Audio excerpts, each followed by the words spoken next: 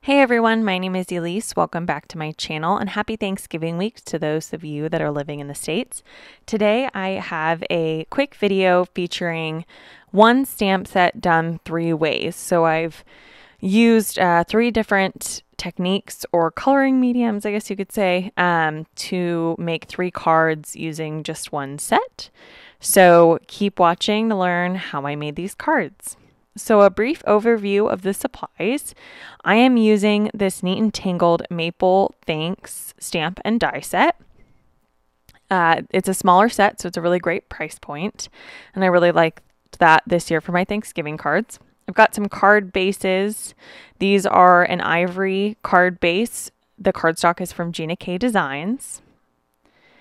And then I've got some panels die cut with some Lawn Fawn stitched rectangle dies, and that is the Sweet Mango cardstock from Gina K. And I've got some Yupo paper, some watercolor paper, and another panel of that ivory cardstock from Gina K, and that's going to be what I'm going to be creating on today. For my first medium, I've got some polychromos colored pencils. Love those. For the second, I've got some Distress Oxide inks, Fossilized Amber, Wild Honey, Mustard Seed, Barn Door, Dried Marigold, and I think that's Spice Marmalade.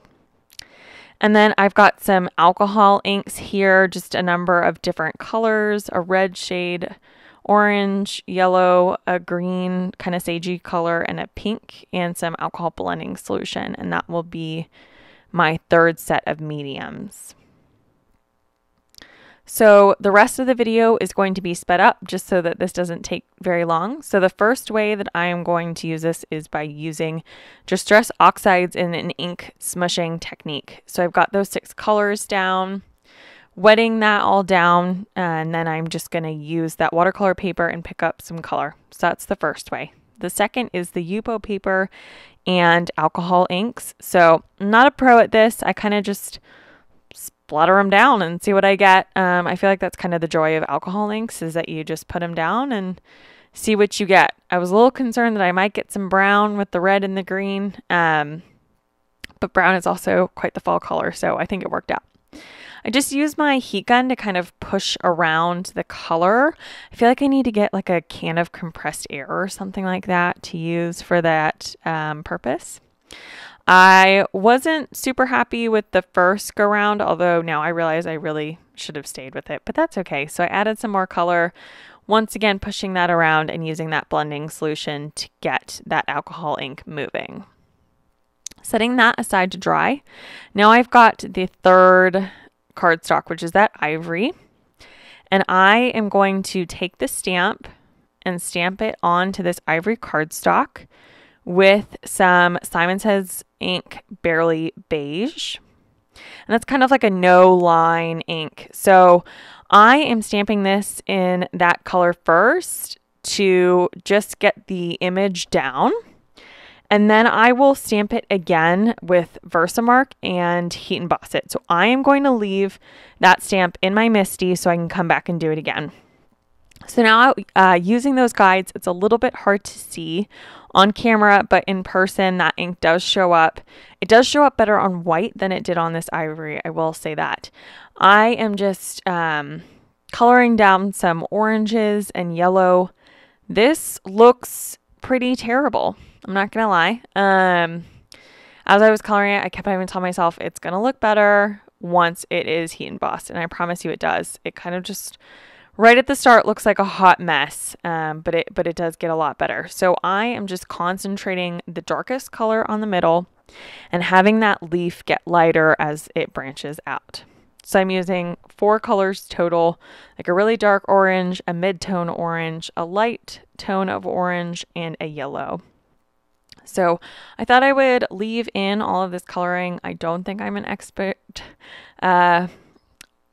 pencil colorer by any stretch of the imagination, although I will say that these colored pencils in particular make it really easy to get a blended effect. So I would really suggest these polychromos pencils. I know that they're more on the pricey side, but I do feel like this set is going to last me a really long time. I've used them quite a few times. I've used them quite a bit, and none of them are showing too much wear.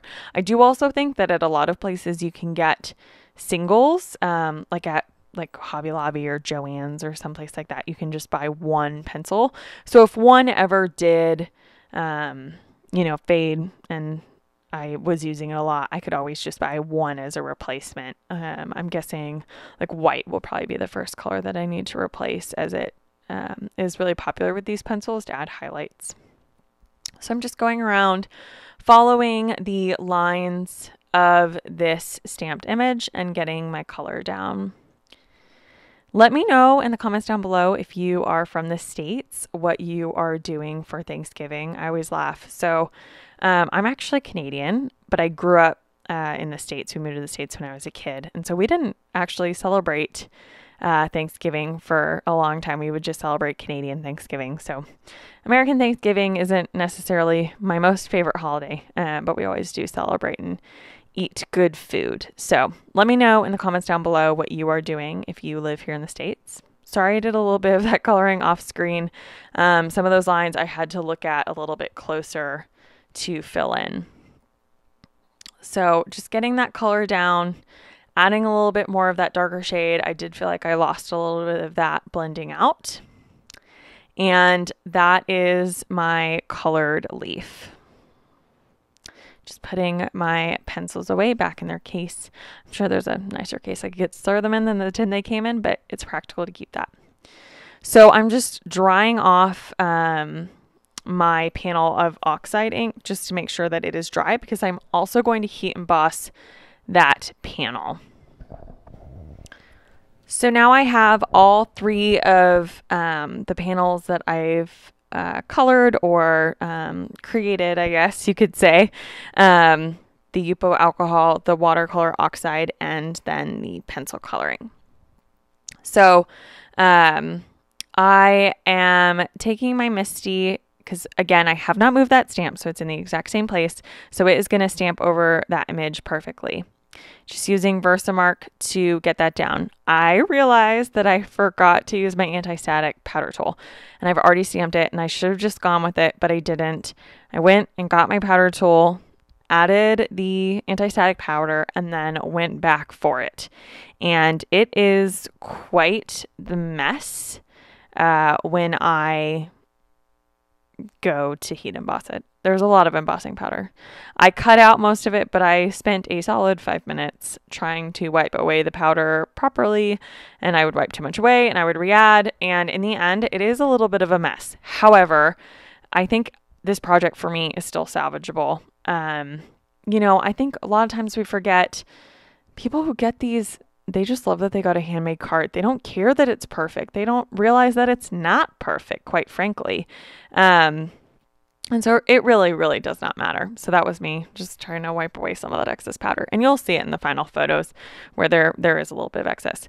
But on the oxide panel, I was sure I laid down plenty of that anti-static powder, and going in with the Versamark again, I just kind of picked a spot that I liked best on the oxide panel that kind of had a lot of those colors. Because it's watercolor paper, I'm going to stamp that with the Versamark twice, just so that it gets into those grooves, because it's textured paper. By the way, that watercolor paper is Canson XL. So just I've had to cut down that Yupo to make it fit into my mini Misty. And then for this panel, instead of embossing, I'm going to use the alcohol lift ink.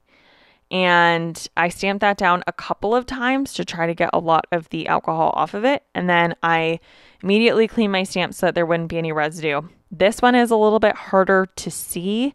In real life, you can see it a little bit better. I probably should have stamped it a couple more times to really get that image down. So just heat embossing those. And I did heat set that alcohol one just a little bit, trying to get that to show up more. And I do think that it showed up more once it dried off. So heat setting that's the Polychromos color pencil version. And then I will heat set the oxide version. And at that point, my heat gun is really, really hot. So that went quick. Now moving on to assembling the cards. So I have these Sweet Mango cardstock rectangles cut out, and I'm using the die to decide where to place my sentiment in my mini Misty. I am going to heat emboss that greeting with the same embossing powder that I used on 2 of those leaves, and that is Gina K Fine Detail Gold, which I really, really like that embossing powder. It's really, really nice. So going in and just stamping all of these down, and then I'll pour all of the embossing powder onto them and then heat set them all. This was the easiest way. You know, there are a lot of times where you really don't need a stamp positioner, but when you are mass producing cards, that's when the Misty or any other stamp positioning tool really shines. It just makes your life so much easier to get that done. By the way, to pour on my embossing powder, I'm using this little triangle guy. It's kind of like the Beadsmith, but a whole heck of a lot cheaper per one, because I bought them on Amazon, and I think I got like 20 of them for, I don't know, a couple bucks. It was pretty cheap. So I will list that down below. All of the supplies that I've used today will be listed down below. So now I've got those 3 panels and some Gina K adhesive roller, and I am going to adhere all of those down and then adhere the orange panels directly to my ivory card bases. And that will complete the cards for today. I hope that you enjoyed them. Again, happy Thanksgiving if you are celebrating this week. I hope that you enjoyed this project and learned something, and hopefully inspired you to stretch your supplies and use a stamp set a couple different ways. You can click to subscribe if you want to see more from me or watch another video. Thank you so much.